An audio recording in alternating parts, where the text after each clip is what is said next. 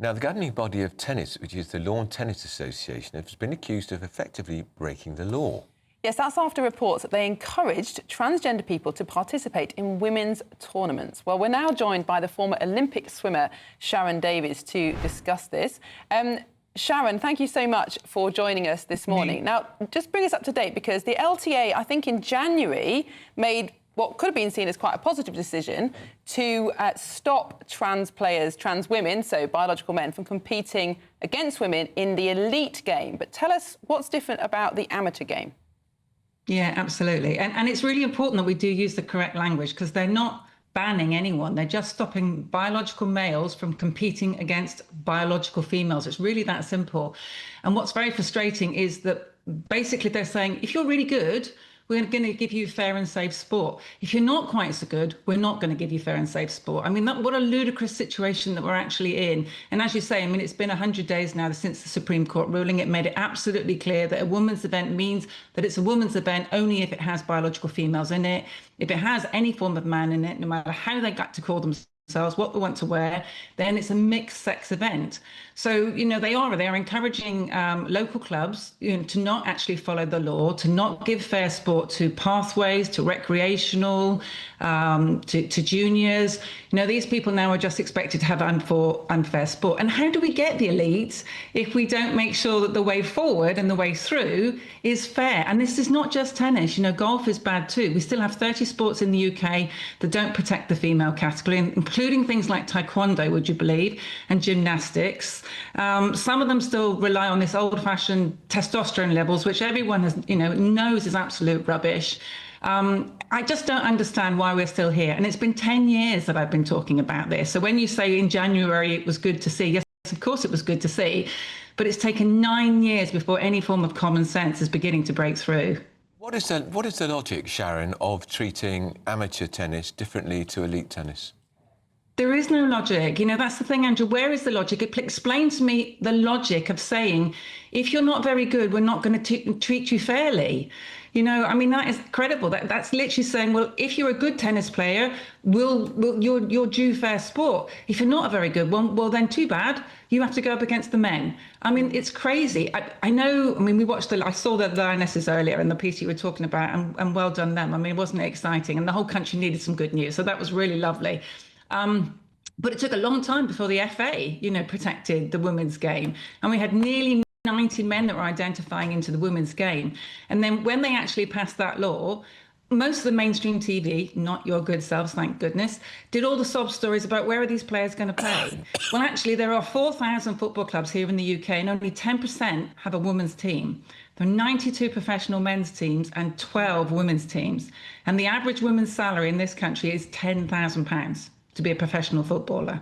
So yes, we had great stuff at the weekend, but we're still an awful long way before any form of equality. And the sad truth about women's football is we have these massive peaks and troughs. So everyone is loving the women's game right now, but then it will disappear off the radar again. And we've had a big increase in women's sports coverage in things like rugby and football, but actually we've had a reduction in a lot of other sports. I mean, swimming, for example, we've got our World Swimming Championships on at the moment, and the BBC aren't even covering it. Using the internet without a VPN, a virtual private network, is a bit like taking to the road without car insurance. All it takes is one unlucky moment to cost you a lot of cash. This video's sponsor is Private Internet Access. They are the VPN to help keep you safe. Click the link in the description below to find out why over 30 million people have downloaded PIA to protect themselves online. A virtual private network is an app that hides your IP address and helps keep your data private. When you're browsing the internet at home, you give up a large amount of data to businesses, to shops, and indeed to social media giants too. Hackers have the ability to steal your personal data with ease, including sensitive information such as passwords, keystrokes, and even your personal photos. Private Internet Access helps protect your personal data by encrypting your internet connection to keep your data out of the hands of cyber criminals. And it's not just hackers either to be concerned about. Information can be censored too. When Canada passed their C18 bill, social media giants decided to ban news content on their platforms. But PIA can protect your ability to consume the news and content you love. Private Internet Access is available for Windows users, Mac OS, Android, Linux, iOS, and you can use one PIA subscription to protect an unlimited amount of devices. And we've got a huge GB News discount for you too. Click the link in this video's description and you'll get a massive 83% off PIA. That's under £2 a month, the price of a coffee, and you'll get an extra 4 months completely free on top. Also, there's a 30-day money-back guarantee too. Visit piavpn.com/GB News to start protecting yourself digitally today. Now, just coming back to the Lawn Tennis Association guidance, it's quite astonishing, the instructions they've given to clubs. We strongly encourage venues to start from a presumption of being inclusive for trans and non-binary players. And then it goes on to say that clubs need to think about what's more important, ensuring absolute fairness or making people feel included. Well, what's the point of sport if it is not absolutely fair? And all sport is competitive, right? So every single game of tennis has a winner. You know, every single running race has a time or a place. So sport by nature is competitive.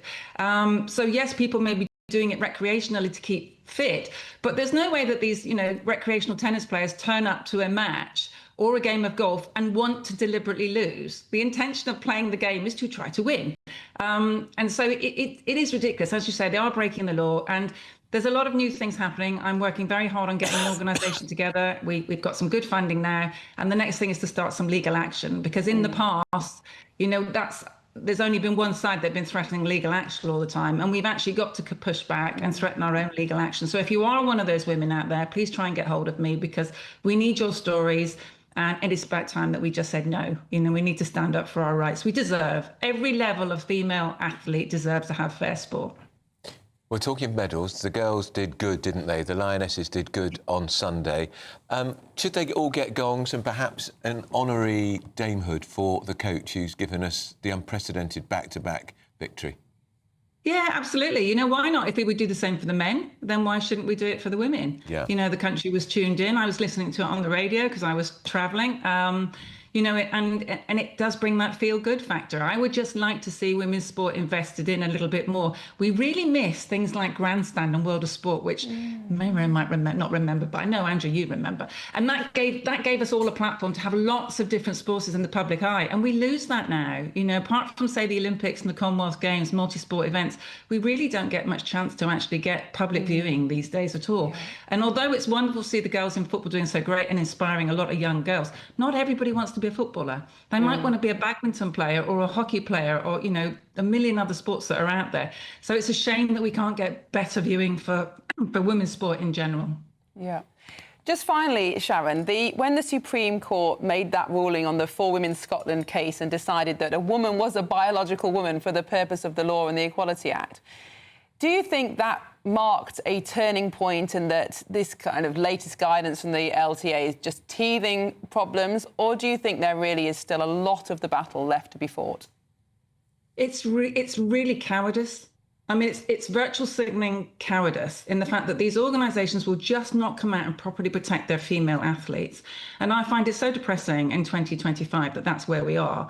That this pressure, particularly Stonewall pressure, I mean, they misrepresented the law to the sporting bodies, including the Sports Council, for a very, very long time. And all that the Supreme Court did 100 days ago was clarify the existing law. They didn't break any, create any new laws. They just clarified the law as it stood. And so obviously women's spaces, changing rooms, all the things that we're battling over day in, day out, this should have been sorted out. And yet here we still are having to battle. And that should have been sorted out 100 days ago. Everything should have changed overnight. All right, Sharron, thanks so much for joining us. That's Sharron Davies. Now we have to read this statement from the Lawn Tennis Association, who say the policy we published in December 24 prohibits transgender women from playing in the female category in any competition between clubs or venues. From the highest level of domestic competition, we oversee all the way down to the two small village clubs playing against each other. However, it's for clubs to decide the policy for their own internal competitions. Waving the white flag. Yep, passing the buck. Absolutely. Interesting point, though, about not being able to view so many major sporting events now. My dad was watching the Lions tour on the Welsh language channel. Good Lord. Because that's the only place that you can see. It was a major sporting event, the Lions tour. And we won, didn't we? Yeah, Down we've done under. amazingly, and huge victories for English players as well. So, but you can only watch it in Welsh. Fascinating, For isn't free. it?